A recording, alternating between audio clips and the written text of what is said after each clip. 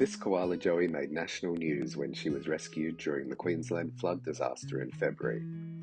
Found soaking wet and shivering, residents evacuating Wivenhoe Pocket scooped her up in a supermarket bag as they fled.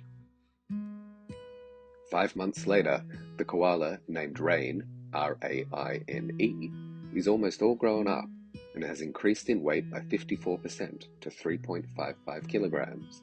She's beautiful. She's the bossy little girl at home.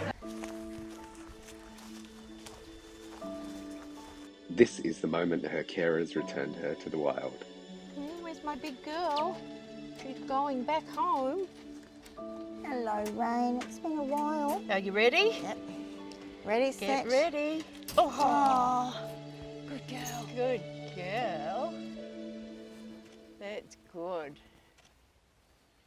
Good girl.